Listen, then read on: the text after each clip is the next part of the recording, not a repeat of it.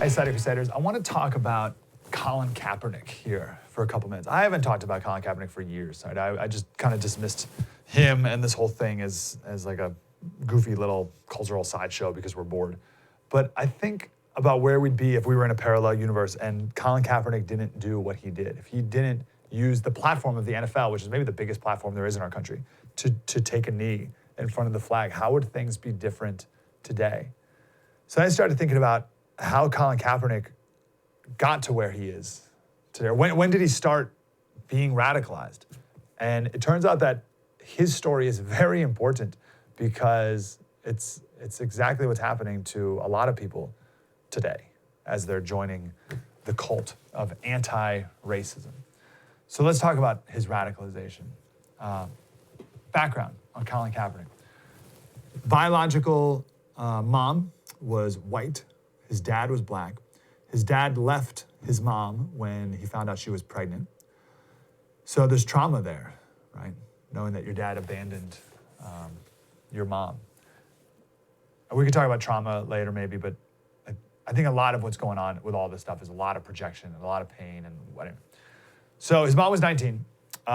She had Colin adopted by a white family, a Christian family. In fourth grade, Kaepernick said he wanted to play in the NFL. And America being the country it is, it happened. He got a football scholarship, went free ride to University of Nevada, went to church, did everything right, if you will. Went to the Super Bowl. He lost by 3 points. He was almost Super Bowl champion. Signed a 6-year deal, $126 million. Then he got hurt. Didn't play as well. And then was ultimately benched and fired.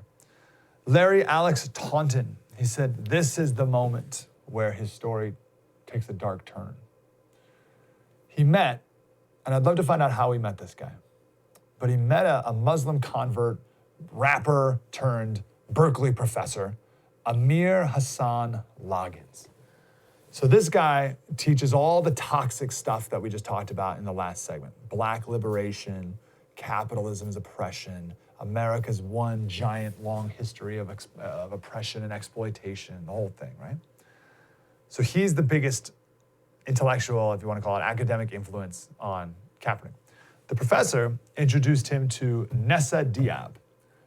She goes by Nessa now. So she was born, I think she was born in California, but she spent most of her life in Saudi Arabia. She's a big-time radio host in San Francisco right now, and she just goes by Nessa, and she's a major Black Lives Matter activist. It's when he met her that things got really dark, activist-wise. And that part makes sense because women make men do crazy things. So this guy said, this is when he started tweeting of lynching, murder, bodies in the street of America. Unsurprisingly, he expressed his admiration for Castro and Malcolm X. The oppression of black people at the hands of white police officers was a theme. We're under attack, he wrote. It's as clear as day.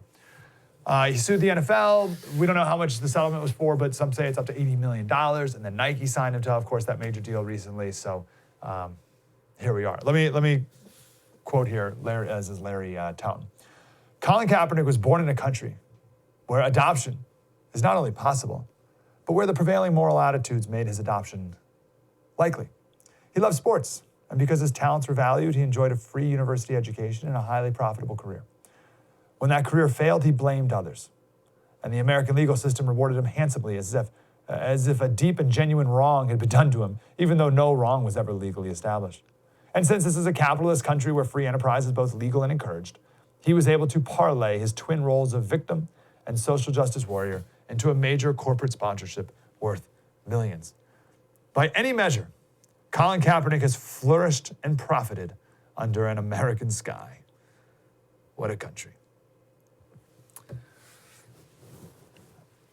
G.K. Chesterton, he didn't actually say this quote, but it's a Chesterton-y quote. When a man stops believing in God, he doesn't believe in nothing. He believes anything.